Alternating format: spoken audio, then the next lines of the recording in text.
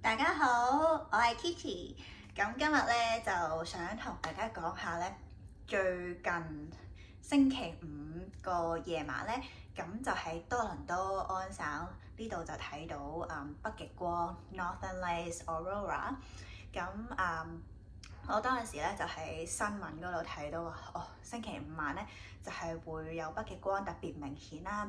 咁因為我而家咧就住喺一個比較郊區嘅市鎮呢度咧。大家睇下，望下窗外面係十分之空曠啦。咁我就 take advantage of 我住喺咁遠嘅市鎮，咁我就去揸遠少少，再去隔離鎮咧，咁我就去睇到更加多嘅北極光啦。咁我揸咗大概30分鐘嘅車程，咁就去咗一個小鎮叫做 Fergus。咁 Fergus 再遠少少咁樣啦，咁嗰度就係十分之荒蕪啊。咁我就冇乜街燈又冇啦，咁又冇乜人住啦，即係人煙係好少嘅。咁於是喺冇乜光嗰幾條路嘅時候咧，咁我哋就睇到好多嘅北極光啦。咁就俾大家睇下相啦。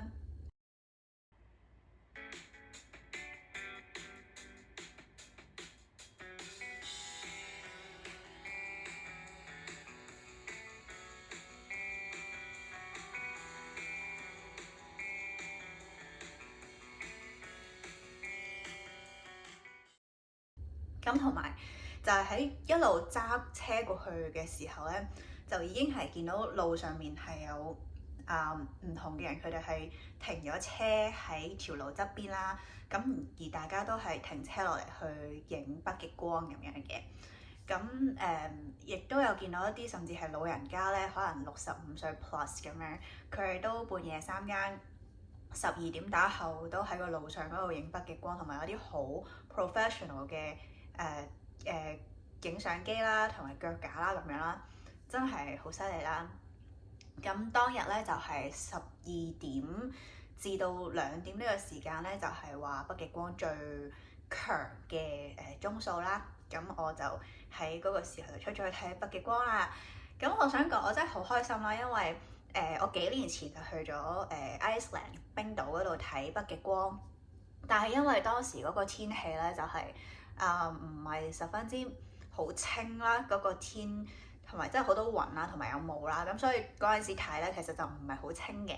咁但係咧早2日即係星期五嗰日晚上，我出去睇北極光咧，咁係睇到好多咯，咁係好明顯咯，同埋影到好多靚相咯。